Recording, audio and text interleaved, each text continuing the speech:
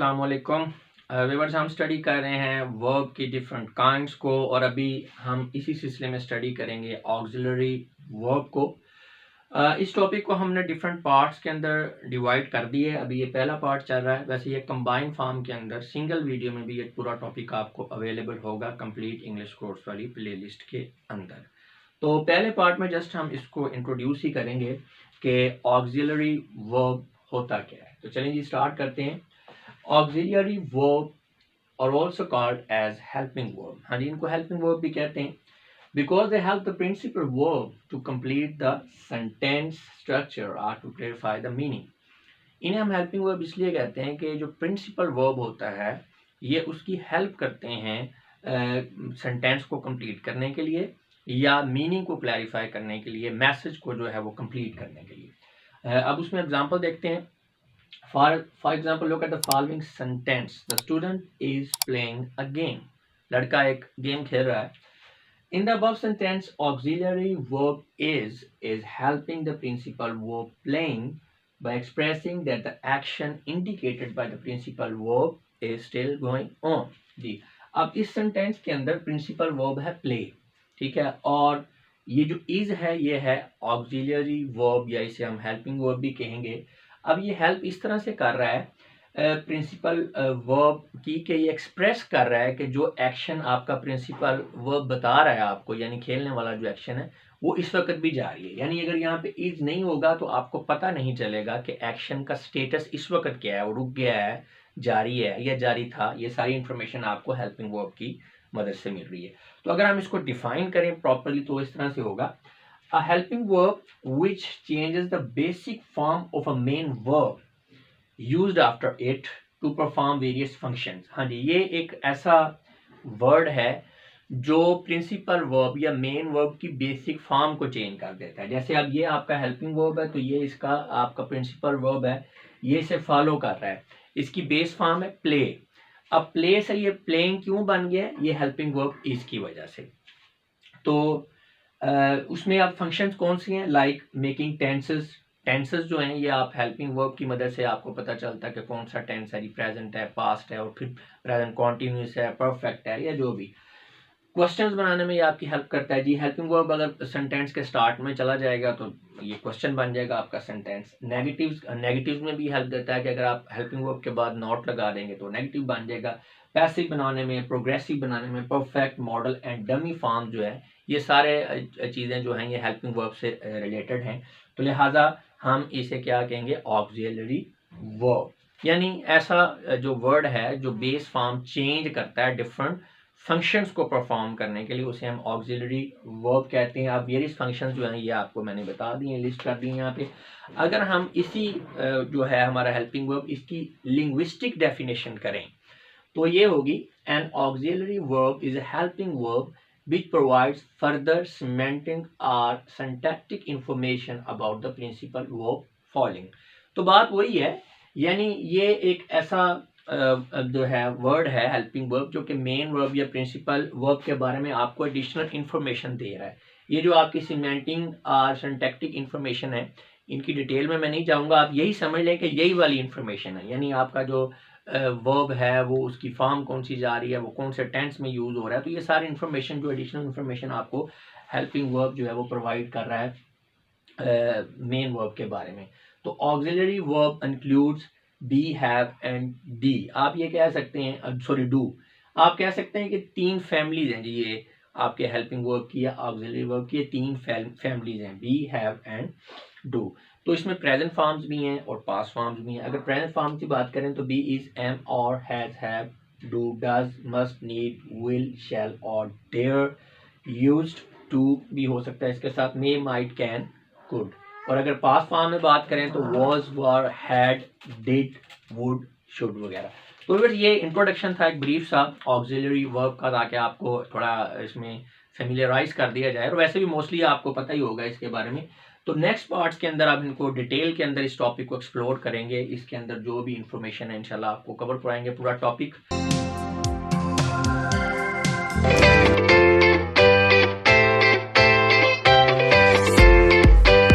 Viewers, हम study कर रहे हैं ऑक्सिलरी वर्ब के टॉपिक और इस सिलसिले में ये हमारी सेकंड वीडियो है जिसके अंदर हम ये जानने की कोशिश करेंगे कि एनोमैलस और स्पेशल वर्ब्स क्या होते हैं। The verbs like can, could, may, might etcetera और भी हैं are also called anomalous or special verbs because these verbs precede the subject in interrogative sentences and combine with not in the negative sentences. इनको हम special verbs या anomalous verb इसलिए कहते हैं क्योंकि ये जो टेंसेस के जनरल रूल्स हैं उनसे डेविएट कर जाते हैं, हट जाते हैं। जैसे हम डू लगाते हैं, डज लगाते हैं, डिड लगाते हैं नेगेटिव बनाने के लिए, इसमें ऐसा नहीं है। इसमें ये वर्ब डायरेक्टली जो है कंबाइन कर जाएंगे, मिल जाएंगे नॉट के साथ नेगेटिव सेंटेंस बनाने के लिए। और जैसे हम जो है वो वर्ड्स यूज़ करते हैं वर्ब जो है डू, डज, इस तरह के एडिशनल, तो इसमें ऐसा नहीं है। इसमें ये जो आपके वर्ब्स हैं कैन, कुड वगैरह, ये इंट्रोगेटिव सेंटेंस बनाने के लिए सब्जेक्ट से पहले आ जाते हैं। जैसा कि अभी आप देखते हैं कैन यू प्ले, क्या आप खेल सकते हैं। ही कुड नॉट प्ले, वो नहीं खेल सकता। दे हैवंट प्लेड, वो नहीं खेल चुके हैं। दे मस्ट नॉट प्ले, उन्हें आप यू मस्ट नॉट प्ले, आपको नहीं खेलना चाहिए जी।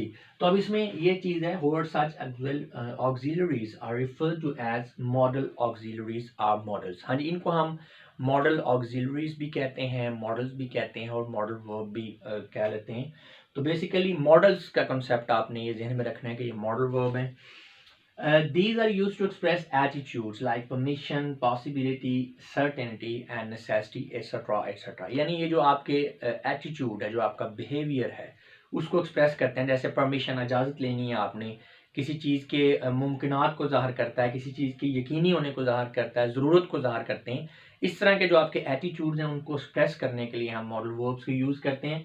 More over the verb dare and need sometimes may also be used like model verb। ये dare और need जो है हम इनको भी मॉडल वर्ब के तौर पर यूज़ करते हैं। तो इसमें अब ये है कि ये जो मॉडल वर्ब्स हैं इनके ऊपर सेपरेट वीडियोस है, डिटेल में हम इन पे डिस्कस करेंगे। जस्ट यहाँ पे आपको फेमिलियराइज करवाना था कि ये भी वर्ब है, उनको हम मॉडल वर्ब या मॉडल ऑक्सिलरीज कहते हैं। We shall discuss about these modal verbs in detail during next videos, यानी जो अगली वीडियोस आ रही हैं उनमें हम सेपरेटली इनको डिस्कस करेंगे। In this topic we shall discuss various function perform by the auxiliary verbs during coming videos. हाँ जी, अब फ़ौरन से जब अगली वीडियोस आ रही हैं जैसे ऑक्सिलरी वर्ब का पार्ट 3, 4, इसमें अब ये जो टॉपिक है, ये जो आपका ऊपर लिखा हुआ है ऑक्सिलरी वर्ब, इसके अंदर जो है अभी हम देखेंगे डिफरेंट ऑक्सिलरी वर्ब के फंक्शंस को।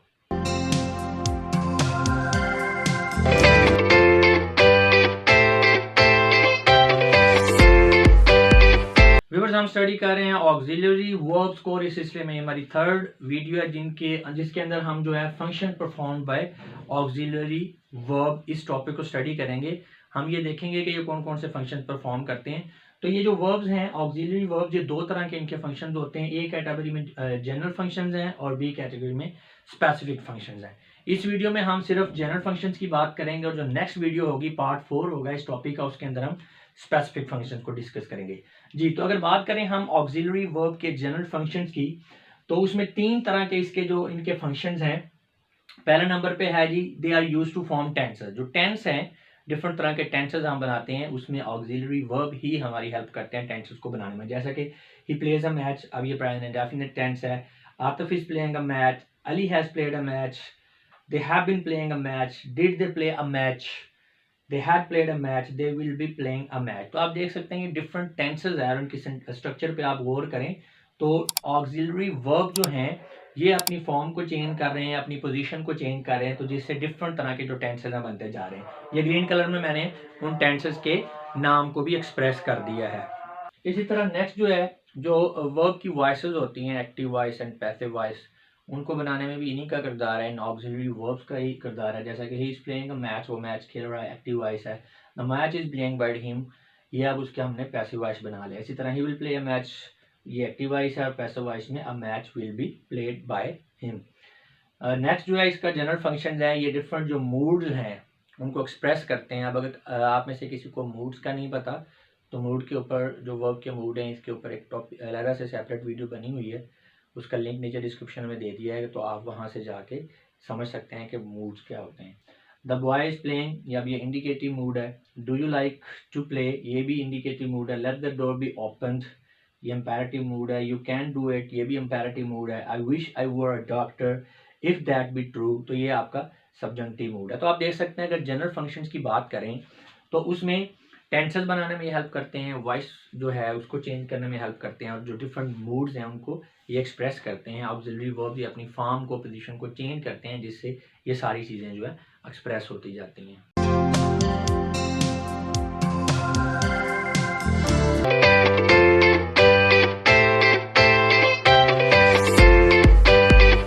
व्यूअर्स हम स्टडी कर रहे हैं ऑक्सिलरी वर्ब्स को, और इस सिलसिले में ये हमारी 4th वीडियो है जिसके अंदर हम ऑक्सिलरी वर्ब के फंक्शंस को स्टडी करेंगे। अगर हम इनके फंक्शंस की बात करें तो इनके फंक्शंस दो तरह से हैं, general functions and specific functions. General functions हमने पिछली वीडियो के अंदर स्टडी कर लिए हैं, इस वीडियो में हम स्पेसिफिक फंक्शंस की बात करेंगे। तो अब specific functions perform by auxiliary verb हमारा टॉपिक है इस वीडियो में एक्चुअल। तो अगर हम इसकी बात करें स्पेसिफिक फंक्शंस जो हैं ऑक्सिलरी वर्ब की, तो उसमें सबसे पहले हम स्टडी करेंगे फंक्शंस ऑफ बी को। बी ये ऑक्सिलरी वर्ब है। तो अब इसके भी दो तरह के फंक्शन हैं, यानी इसके स्पेसिफिक फंक्शंस भी हैं और ऑर्डिनरी फंक्शंस भी हैं। तो पहले हम स्टडी करेंगे specific functions of auxiliary verb B. इसका जो ऑर्डिनरी फंक्शंस हैं वो नेक्स्ट वीडियो में आपको मिलेंगे। तो be is used to form all passive constructions, remember that continuous form of be is being. जी, तो जो बी है आपका पैसिव कंस्ट्रक्शन में यूज होना है, यानी एक्टिव में तो बहुत कम, नॉर्मली ये पैसिव में जो है यूज होगा। और इसमें बी जो है इसकी जो अगर हम कॉन्टिन्यूस फॉर्म की बात करें तो उसे बीइंग कहते हैं। बी की डिफरेंट फॉर्म्स हैं, आगे हम पढ़ते जाएंगे। जैसा कि आप ये एग्जांपल्स दी हुई हैं आपको सेंटेंसेस ये पैसिव फॉर्म में, the match was played by him, the match will be played by him, the match has been played by them, the match is being played, the match was being played. तो आप देख सकते हैं कि इन तमाम sentences में जो है बी की डिफरेंट फॉर्म्स यूज हुए हैं। ये क्यों हुई हैं? क्योंकि ये सारे पैसिव कंस्ट्रक्शन में हैं। अब जैसे वॉज है, विल बी, यहाँ पे बी इटसेल्फ आ गया विल के साथ, ये हैज बीन भी बी की फॉर्म है, इज बीइंग है, वॉज बीइंग है, तो ये सारी फॉर्म जो है यूज हो रही हैं बी की। इसका मतलब पैसिव कंस्ट्रक्शन बी के बगैर जो है वो बी के बगैर बन ही नहीं सकती। अच्छा जी, ये इन्फिनिटिव्स के साथ भी यूज होता है जो हमारा वर्ब बी, लेकिन टू वेज के अंदर। पहला वे जो है इसका, it is used to express future arrangement, जो आपकी फ्यूचर की अरेंजमेंट्स हैं, जो आपके प्लानिंग्स हैं, तो उसको एक्सप्रेस करने के लिए इन्फिनिटिव के साथ ये यूज होगा। जैसे they are to leave city in the morning, ठीक है, he is to play the match today evening. अब यहाँ पे ये आर और इज जो है ये बी की फॉर्म्स हैं, और ये आपके इन्फिनिटिव के साथ यूज हो रही हैं, और आपको ये एक फ्यूचर अरेंजमेंट के बारे में बात हो रही है कि जनाब सुबह जो है जल्दी सुबह, यानी अर्ली इन द मॉर्निंग जो है वो जो है शहर छोड़ेंगे, और मैच जो है शाम को खेला जाएगा। और दूसरा जो यूज है इन्फिनिटिव के साथ बी का, be is also used with infinitives to give instruction and command. Instruction and command देने के लिए भी जो है ये इन्फिनिटिव्स के साथ यूज होता है। वो इस तरह से, the match is about to start, the school is about to open, match शुरू होने वाला है, शुरू होने ही वाला है, स्कूल खुलने ही वाला है। अब इस तरह के जो कंस्ट्रक्शंस हैं उनमें होता क्या है, in such sentences word about to are used between the auxiliary and principal verb. अब प्रिंसिपल वर्ब इनमें देखें, इस पहले वाले सेंटेंस में स्टार्ट है और सेकंड सेंटेंस में ओपन है, और ऑक्सिलरी वर्ब दोनों सेंटेंसेस में इज है। तो अबाउट टू आपको नजर आ रहा है कि अबाउट टू जो है ये ऑक्सिलरी और प्रिंसिपल वर्ब के दरमियान में आएगा। नेक्स्ट है जी, बी में also be used as helping verb in the future in the formation of continuous tense. हाँ जी, मैंने आपको ये बात बताई थी स्टार्ट में कि पैसिव कंस्ट्रक्शन में तो बी यूज होना ही है, एक्टिव में बहुत कम होना है, लेकिन एक्टिव की जो कॉन्टिन्यूस फॉर्म है, यानी जो आपका कॉन्टिन्यूस टेंस है, चाहे एक्टिव है चाहे पैसिव है, उसमें जो है ये बी यूज होगा। और जो आपका कॉन्टिन्यूस टेंस है, किसी भी पास्ट का, प्रेजेंट का, फ्यूचर का जो कॉन्टिन्यूस टेंस है, उसमें बी आपका मेन हेल्प, यानी जो हेल्पिंग वर्ब है उसके तौर पे यूज हो रहा है। तो ये भी, इसके बगैर भी जो आपका जो है कॉन्टिन्यूस टेंस जो है नहीं बन सकता वर्ब बी के बगैर। जैसे he is playing a match, they are playing a match, he was playing a match, they were playing a match, he will be playing a match. अब यहाँ पे बी डायरेक्टली आ गया, खुद आ गया यहाँ पे। The match is being played by them, the match has been playing by them since morning. तो the form of the verb be I, been is used itself. अब यहाँ पे भी बीन आ गया, बी से बीन। तो ये आपकी नीचे वाली पैसिव थी, ऊपर वाली एक्टिव थी, यानी जहाँ पे ये विल बी है तो इज बीइंग है, हैज बीन है, तो यहाँ पे ये पैसिव कंस्ट्रक्शन है। ऊपर वाले जो सेंटेंसेस है आपके चार ही एक्टिव वॉइस कंस्ट्रक्शन में, तो वो मैंने आपको बताया कि पैसिव वॉइस कंस्ट्रक्शन सारी की सारी बी उसमें लाजमी यूज़ होगा, और कॉन्टिन्यूस टेंस चाहे एक्टिव है चाहे पैसिव है उसमें जो है आपका बी जो है ये यूज़ होगा, और कंटिन्यूस में तो एज एन हेल्पिंग वर्ब ये यूज़ हो रहा है। It is clear from above sentences that the be are its form are use to form continuous tense of the verb. जी ये बात मैं बता चुका हूँ आपको कि कॉन्टिन्यूस जो है फॉर्म वर्ब की बनेगी इनकी वजह से, जैसा कि इज प्लेइंग, ये यहाँ पे is playing, are playing, was playing, were playing, will be playing, is being, has been playing, is being played, has been playing। तो व्यूअर्स ये तो थे हमारे specific functions of auxiliary verb B. Next video में हम देखेंगे general functions of the auxiliary verb B.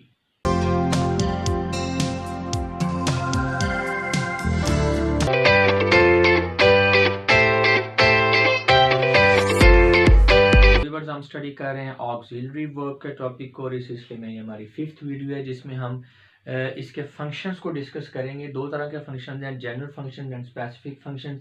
General function जो है हमने स्टडी कर लिए थे पहले, अभी हमारा स्पेसिफिक फंक्शन वाला पार्ट चल रहा है। अब स्पेसिफिक फंक्शन में अगर हम बात करें वर्ब बी की, पहले हम वर्ब बी को देख रहे हैं, ऑक्सिलरी वर्ब बी को।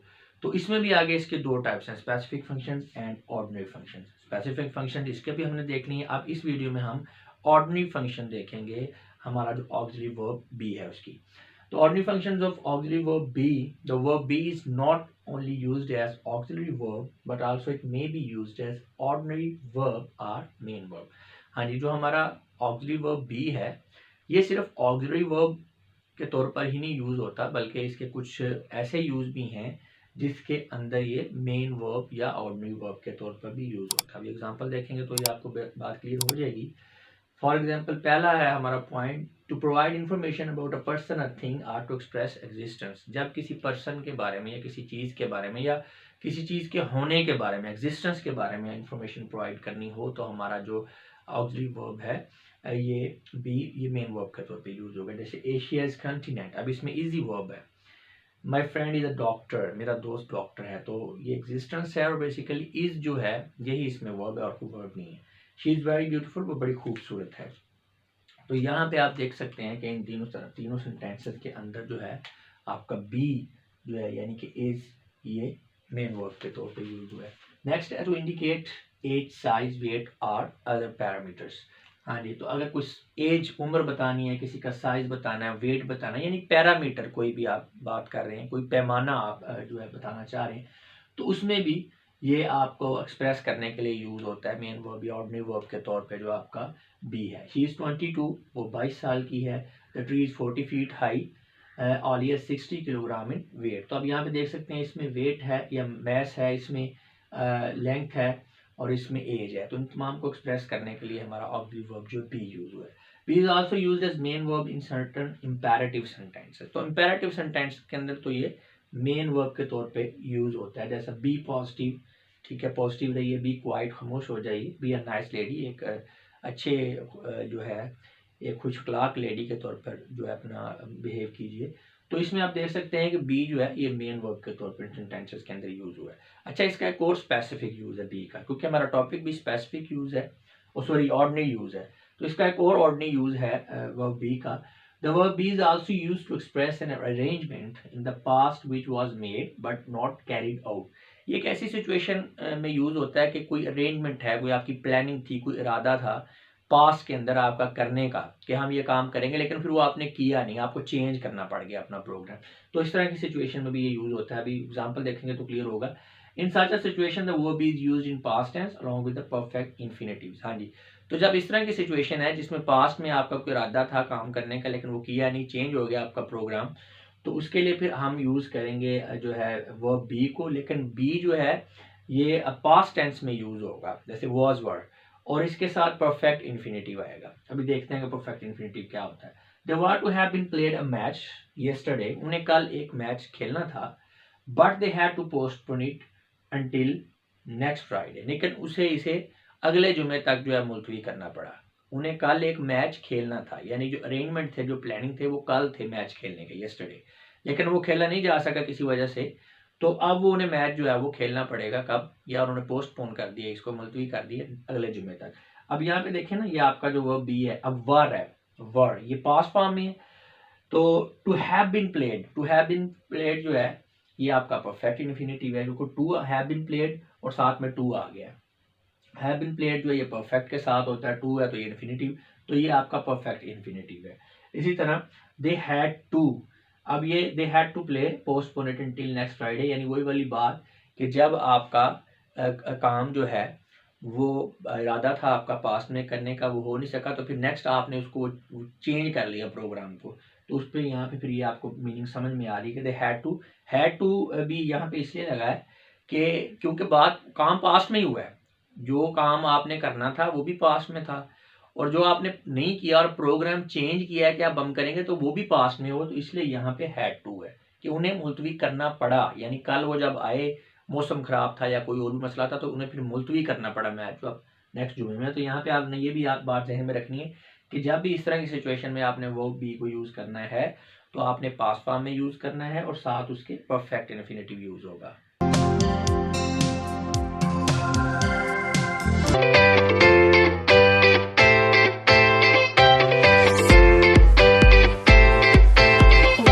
हम स्टडी कर रहे हैं ऑक्सिलरी वर्ब के टॉपिक और इस सिलसिले में ये हमारी 6th वीडियो है जिसके अंदर हम ऑक्सिलरी वर्ब हैव के जो फंक्शंस हैं उनको डिस्कस करेंगे।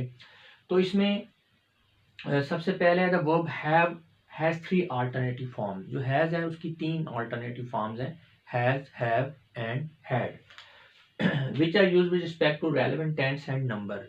तो हैज़, हैव और हैड का जो इस्तेमाल है वो टेंस और नंबर के लिहाज से, टेंस से मुराद के पास्ट है, फ्यूचर है या प्रेजेंट टेंस की बात कर रहे हैं, या जो आपका नंबर है, एक बंदा है, दो बंदे हैं, कितने हैं, सिंगुलर है, प्लूरल है, तो इसकी बेस के ऊपर हम जो रेलेवेंट टेंस की फॉर्म यूज़ करते हैं, हैज़ यूज़ करते हैं, हैव यूज़ करते हैं या हैड यूज़ करते हैं। First of all the verb have is used to form the perfect tense. जो आपके परफेक्ट टेंसेज हैं उनको बनाने के लिए हम हैव को यूज़ करते हैं, जैसे अली यानी हैज़। अब ये बात ज़हन में रखनी है कि जब हम हैव की बात कर रहे हैं तो इसमें हैज़ भी शामिल है और हैड भी शामिल है। सिंगुलर होगा तो हैज़ है, प्लूरल होगा तो हैव है। अगर प्रेजेंट है या फ्यूचर है तो बात है हैज़ और हैव की, और अगर पास्ट की है तो बात करेंगे हम हैड की। अब यहाँ पे ये जो है हैव और हैज़ एक ही बात है, फ़र्क ये है कि हैव आपका प्लूरल के लिए और हैज़ आपके सिंगुलर के लिए। अली चूँकि यहाँ पे सिंगुलर है तो इसलिए यहाँ पे हैज़ आ गया। Ali has played the match, Ali match खेल चुका था, ठीक है। अली ने मैच खेल लिया है, अली ने मैच खेल लिया है या अली मैच खेल चुका है। Ali has been playing the match since morning, Ali सुबह से मैच खेल रहा है। अब ये दोनों परफेक्ट टेंस है, ऊपर वाला सिंपल परफेक्ट है और नीचे वाला जो परफेक्ट कॉन्टिन्यूस है, दोनों में आपका हैव यूज हुआ है। The verb have is used with the infinitive to express obligation. जी, जब कोई ऑब्लिगेशन यानी कोई ड्यूटी, ऐसी चीज़ जो कि आप पे फ़र्ज होगी या वाजिब है, आपने करनी ज़रूरी है, यानी आपको वो करना पड़ेगी चाहते हुए या ना चाहते हुए, उसको हम ऑब्लिगेशन कहेंगे। और इस तरह के सेंटेंसेस को बनाने के लिए हम हैव को इन्फिनेटिव के साथ यूज़ करेंगे। इन्फिनेटिव मतलब वर्ब के साथ आप टू लगा देंगे तो इन्फिनेटिव बन जाता है। They have to play match, उन्हें मैच खेलना होगा या उन्हें मैच खेलना पड़ेगा। He has to say prayer, उसे नमाज पढ़ना होगी, ठीक है, या उसे नमाज पढ़ना पड़ेगी। You have to be there in the evening, शाम को आपको वहाँ पे मौजूद होना होगा या आपको वहाँ शाम को मौजूद होना पड़ेगा, यानी ये ऑब्लिगेशन है, यानी आप कह लें मजबूरी भी कह सकते हैं आप इसको। To express obligation in the past the form had is used instead of has and have in similar way. हाँ जी, तो ये ऑब्लिगेशन आपकी प्रेजेंट के लिए थी। अगर आप कोई पुरानी ऑब्लिगेशन पास्ट की कि यार हमें ये काम उस वक्त करना पड़ा या हमें ये काम करना पड़ा था, या तो उसमें फिर आप हैज़ और हैव की जगह हैड यूज़ करेंगे। मैंने पहले बताया कि पास्ट टेंस के लिए हम जो हैव की फॉर्म हैड को यूज़ करते हैं। They had to play the match, उन्हें मैच खेलना पड़ा, यह पुरानी बात हो रही है पास्ट की। They had to be there in the morning, उन्हें सुबह वहाँ पर जाना पड़ा या मौजूद होना पड़ा। तो नेक्स्ट है जी, the verb have is also used in negative and interrogative sentences. अच्छा, यहाँ पे जो नेगेटिव इंट्रोगेटिव सेंटेंसेस की बात कर रहे हैं ना, वो इन्फिनेटिव वाले इंट्रोगेटिव और नेगेटिव सेंटेंसेस की बात कर रहे हैं पैसिव कंस्ट्रक्शन में। तो या आप कह सकते हैं ये जो आपका परफेक्ट है उसमें तो सिंपली हैज़, जैसे ये देखे ना, Ali has played the match, Ali has not played the match, तो ये बात हो रहा है। यहाँ पे जो मैं बात कर रहा हूँ नेगेटिव और इंट्रोगेटिव की, ये इन्फिनेटिव वाले जो सेंटेंसेस है, ऑब्लिगेशन वाले जो सेंटेंसेस हैं उनकी बात कर रहा हूँ, जैसे ये भी हमने दो देखे हैं। तो inside the case is forms has, have and had are combined with to and do, does, did. यानी जो आपकी इन्फिनिटी वाली फॉर्म है तो उसमें उससे पहले जो है आपका डू और डज जो है या डिड जो है, अगर आपका पास्ट की बात कर रहे हैं तो डिड यूज होगा, और अगर प्रेजेंट की बात कर रहे हैं डू और डज, सिंगुलर है तो डज, अगर प्लूरल है तो डू। जैसे they have to play the match, उन्हें मैच खेलना होगा। अब इसको अगर नेगेटिव में करें, they do not have to play the match, उन्हें मैच नहीं खेलना होगा। अब वो देखिए ना, have to play the match वैसे ही आ गया, इससे पहले यानी दे के बाद डू नॉट आ गया। बाकी सेंटेंस की स्ट्रक्चर वैसे ही है, they have to play the match, they have to play the match, बीच में डू नॉट आ गया सिर्फ। इसी तरह अगर हम इसको बनाएं सवालिया में, तो उसमें भी ऐसे ही है, they have to play the match, देखें ना, they have to play the match, ये सारे का सारा स्ट्रक्चर वैसे ही है। फर्क क्या है कि दे से पहले डू आ गया। नेक्स्ट में he has to say prayer, उसे नमाज जो है पढ़ना होगी। तो यहाँ पे he has to say prayer, इसके दरमियान में डज नॉट आ गया, जैसे वहां पे डू नॉट आया था। अब ये चूंकि सिंगुलर है तो डू के बजाय डज हो जाएगा। और अगर आपने इसको सवालिया में बनाना है, he has to say prayer, he has to say prayer, ये बाकी सेंटेंस ऐसे ही है, उससे पहले डज आ गया। डेफिनेटली साइन ऑफ इंट्रोगेशन जो है सवालिया शाम के एंड पे आएगा ही, क्वेश्चन मार्क जो है।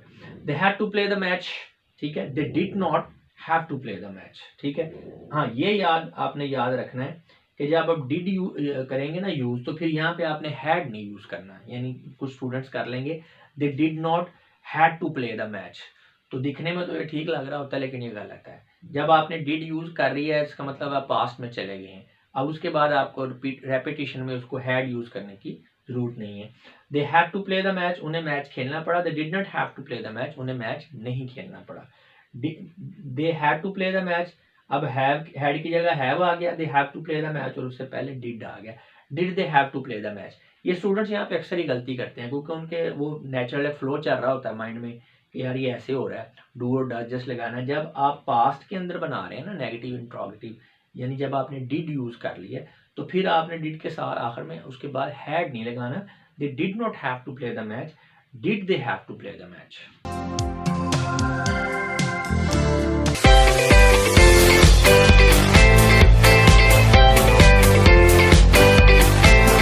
रोज हम स्टडी कर रहे हैं ऑक्सिलरी वर्ब के टॉपिक को, और इस सिलसिले में ये हमारी 7th वीडियो है।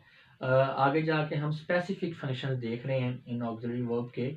तो इसमें अभी हमने और भी देखे हैं पिछली वाली वीडियोस में।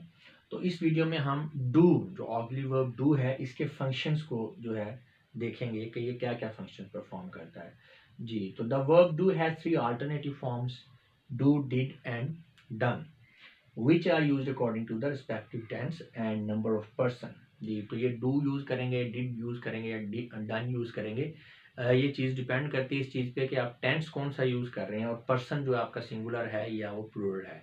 तो अब do जो है ये प्रेजेंट फॉर्म के लिए है, did and done जो है ये पास्ट टेंस के लिए है। इसमें एक डू की ऑल्टरनेटिव फॉर्म है, इसके साथ es लगा दें, डस, तो ये सिंगुलर जो है आपका नाउन उसको रिप्रेजेंट करता है, डू जो है ये प्लूरल को। तो इसी तरह अब डिड एंड डन जो है, इसमें सिंगुलर और प्लूरल की बात नहीं है, सिंगुलर के लिए भी डिड होगा, प्लूरल के लिए भी, डन जो है सिंगुलर के लिए भी और प्लूरल के लिए भी। ये आगे टेंसेस में आप टेंसेस जब हम आपको पढ़ाए हैं तो उसके दौरान जो है आप इसको डिटेल में देख सकते हैं। The main function of verb do is to form negative and interrogative sentences in simple present and simple past tense. Do का जो मेन फंक्शन है ना, बेसिक फंक्शन जिसे कह लें, जिसके लिए आप कह सकते हैं कि डू बना है, तो जो आपके प्रेजेंट और पास्ट टेंस है सिंपल वाले, simple present tense and simple past tense, उनमें आपने नेगेटिव और इंट्रोगेटिव सेंटेंस बनाने के लिए हम डू को यूज करते हैं। ये डू हो गया, डिड हो गया, डन हो गया। तो डन तो नहीं, सॉरी, जो सिंपल है, सिंपल प्रेजेंट और सिंपल पास्ट में डू और डिड को यूज करेंगे। तो अब प्रेजेंट टेंस में देखें, ही प्लेज, वो खेलता है, डजंट प्ले, वो नहीं खेलता है। तो आप देख सकते हैं ही नॉट प्ले नहीं होगा, इसके साथ नॉट के साथ हम डज लगा रहे हैं। अब डज क्यों लगा रहे हैं? क्योंकि सिंगुलर है वो। डज ही प्ले, क्या वो खेलता है? तो अब इसमें भी हमने उसको इंट्रोगेटिव बनाने के लिए हमने डू लगाया पहले। द प्ले, दे प्ले, वो खेलते हैं, दे डू नॉट प्ले, वो नहीं खेलते। दे नॉट प्ले नहीं होगा, इसके साथ डू लगाना पड़ेगा हमें। डू दे प्ले, क्या वो खेलते हैं? तो यहाँ पे भी आप देख सकते हैं कि हमें इसको इंट्रोगेटिव बनाने के लिए इसके साथ स्टार्ट में जो है वो डू लगाना पड़ा है। अगर पास्ट टेंस की बात करें, ही प्लेड, उसने खेला या वो खेला, ही डिड नॉट प्ले, वो नहीं खेला। तो यहाँ पे ही नॉट प्ले बिल्कुल भी नहीं हो सकता। डिड लगाएंगे तो आपको पता चलेगा कि पास्ट टेंस है और नेगेटिव आप रिप्लाई दे रहे हैं। डिड ही प्ले, क्या वो खेला। दे रोट अ लेटर, उन्होंने खत लिखा। They did not write a letter, उन्होंने खत नहीं लिखा। अब ये फॉर्म चेंज हो जाती है, ये टेंशन में आपको चीज़ें समझ में आएंगी अगर नहीं पता लग रहा तो, कि ये रोट से राइट हो जाता है, नेगेटिव बनाते हैं हम और इंट्रोगेटिव बनाते हैं पास्ट टेंस में। इसी तरह did they write a letter, क्या उन्होंने खत लिखा। तो ये आप देख सकते हैं कि तमाम एग्जांपल्स में हमने नेगेटिव और इंट्रोगेटिव बनाने के लिए हमें डू या डू की कोई फॉर्म जो है वो यूज़ करनी पड़ती है। उसके बगैर आपके नेगेटिव इंट्रोगेटिव सेंटेंसेस नहीं बनेंगे सिंपल प्रेजेंट और सिंपल पास्ट टेंस के अंदर। नेक्स्ट यूज है the verb do is also used to avoid repetition of previous ordinary verb. ये वैसे भी आपके जो लैंग्वेज है उसकी खूबसूरती को ये चीज़ ख़त्म कर देती है कि आप एक वर्ड को बार बार रिपीट कर रहे हैं अपनी राइटिंग में। तो डिफरेंट वोकैबुलरी वर्ड्स होने चाहिए, तो वैसे एक प्रिंसिपल है। तो यहाँ पे हम बात कर रहे हैं डू के हवाले से, तो इसमें भी ऐसे ही है कि ये एक बड़े काम की चीज़ है, क्योंकि ये एक वर्ब है आपका यूज़ हुआ, तो बार बार वो पूरा रिपीट करने के बजाय आप डू लगा देंगे तो सारी बात समझ में आ जाएगी। जैसे डज ही प्ले वेल, क्या वो अच्छा खेलता है। अब जवाब देने वाला कह रहा है येस ही डज, हाँ जी वो अच्छा खेलता है। अब अगर ये डू नहीं लगाएंगे तो उसे पूरा फिक्रा बोलना पड़ेगा येस ही प्लेज वेल। तो वो इतना सेंटेंस लिखने के बजाय प्ले वाला जो वर्ब है उसको रिपीट करने के बजाय सिंपली येस ही डज, वो खेलता है। इसी तरह आगे भी डू यू प्ले क्रिकेट, क्या आप खेलते हैं। येस आई डू, जी मैं खेलता हूँ। अगर हम डू का सहारा नहीं लेंगे तो यहाँ फिर हमें लिखना पड़ेगा येस आई प्ले क्रिकेट। तो वो हम ऑर्डिनरी वर्ब भी रिपीट होगा, आपका सेंटेंस भी लंबा हो जाएगा। तो यहाँ सिंपल है येस आई डू, जी मैं खेलता हूँ। और इसमें ये खूबसूरत भी लग रहा है, इसमें एक मेच्योरिटी और एम्फेसिस भी नजर आता है। इसी तरह यू प्लेड क्रिकेट, आपने क्रिकेट खेली। डिड नॉट यू, क्या आपने नहीं खेली। अब इसमें ये सेंटेंस की जरा सेंस को समझें। बंदा अनसर्टेन है, तो ये हम अक्सर पूछते हैं ना कि हम क्वेश्चन हमारा पॉजिटिव होता है, बात जो सेंटेंस है हमारा पॉजिटिव होता है, लेकिन जो टोन होती है हमारी लैंग्वेज की उससे क्वेश्चन जो है वो पता चल रहा होता है कि ये क्वेश्चन किया जा रहा है। जैसे आप स्कूल नहीं गए, मैं कहता हूँ आप स्कूल नहीं गए, तो ये क्या है, ये आपका नेगेटिव सेंटेंस है, इंट्रोगेटिव नहीं है। लेकिन अगर इसकी मैं टोन इस तरह से कर दूँ आप स्कूल नहीं गए, तो अब क्या है, सेंटेंस वही है लेकिन टोन से पता चल रहा है कि सवाल पूछा जा रहा है। यहाँ भी इस तरह की चीज़ बन रही है। You played cricket didn't you, आपने नहीं खेली। तो अब यहाँ पे देख लें डिड जो है अगर नहीं होगा तो ये आपको जो है ना सेंटेंस बड़ा लंबा चौड़ा खींचना पड़ेगा और वो खूबसूरत भी नहीं लगेगा, उसमें एम्फेसिस भी नहीं होगा। He plays cricket and so do you, वो क्रिकेट खेलता है लिहाजा आप भी खेलते हैं। तो अब कितना प्यारा सेंटेंस बन गया। अगर डू नहीं यूज़ करेंगे तो फिर आपको कहने का so you also play cricket, तो वो मज़ा नहीं रहेगा। तो यहाँ पे एंड सो डू यू, आप भी खेलते हैं।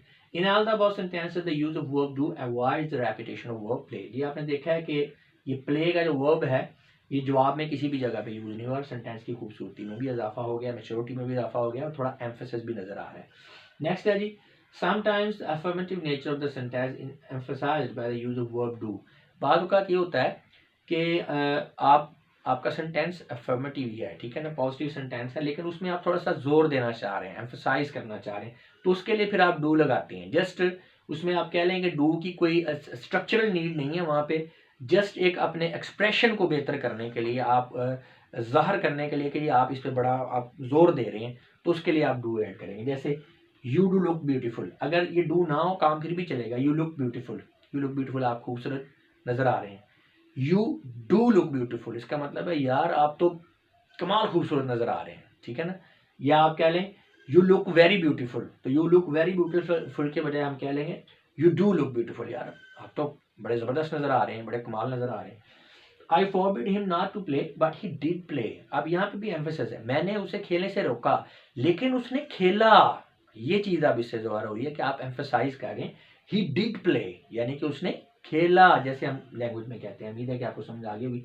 इसी तरह the verb do is used in imperative sentences to make a request a invitation more persuasive. जी इंपेरेटिव सेंटेंसेस में हम क्या करते हैं, हमको रिक्वेस्ट कर रहे हैं, कोई इनविटेशन कर रहे हैं या ऑर्डर कर रहे हैं, तो यहाँ पे स्पेसिफिकली बात कर रहे हैं हम इनविटेशन की और रिक्वेस्ट की। तो बाद औक़ात हम इनविटेशन और रिक्वेस्ट को बस हल्का फुल्का कहते हैं, बाद दफ़ा हम बड़ा स्ट्रेस दे के उसको बड़ा एम्फसाइज करके आप कह लें कि बहुत ज़्यादा पुरजोर तरीके से जो आप इनवाइट कर रहे हैं किसी चीज़ के लिए, रिक्वेस्ट कर रहे हैं हेल्प के लिए, तो उसमें फिर हम डू को ऐड करते हैं ताकि उसमें थोड़ा सा एम्फेसिस नज़र आए या वो थोड़ी परसुएसिव लगे। In such situations the verb do is strongly stressed during speech. तो स्पीच के दौरान फिर आपका वो जो डू है उस पर थोड़ा स्ट्रेस ज़्यादा आएगा। क्योंकि अगर आप स्ट्रेस नहीं देंगे, लिखने में तो ये चीज़ नहीं महसूस होगी, लेकिन बोलते हुए आपको स्ट्रेस देना पड़ेगा। अगर स्ट्रेस नहीं देंगे तो आपको एम्फेसिस नहीं शो होगा और ना फ़ायदा। जैसे आप कहें डू बी नाइस, अगर कहें डू बी नाइस तो थोड़ा आपने स्ट्रेस दे दिया। Do be positive, do be positive, ठीक है ना, डू बी पॉजिटिव। यानी आप जैसे हम बात करते हैं कि किसी वर्ड को हम ज़्यादा उसमें स्ट्रेस देते हैं, अपनी आम लैंग्वेज, नेटिव लैंग्वेज के अंदर भी हमारा ये चलता है, तमाम लैंग्वेजेस में होता है कि बोलते हुए क्या तुमने काम नहीं किया, तो हम उनमें थोड़ा स्ट्रेस दे रहे होते हैं। उसी तरह do be nice, do be positive, do be quiet. ये इसकी मैं पहचान आपको स्ट्रेस की ये बताता हूँ ना कि जब हम बोलते हैं स्ट्रेस दे के तो उसमें हमारी आंखें जो है नॉर्मल से थोड़ा सा ज़्यादा चौड़ी हो जाती हैं, खुल जाती हैं। ये करो, इस तरह से हम स्ट्रेस देते हैं। तो जब आपने एम्फेसाइज करना है या आपने जो है ज़्यादा इसको परसेसिव बनाना है तो फिर आप इसके लिए डू यूज़ करेंगे। इसी तरह लास्ट में देखें oh do play, really it's going to be great match, तो यहाँ पे भी आप इसको स्ट्रेस देने के लिए डू को यूज़ कर रहे हैं।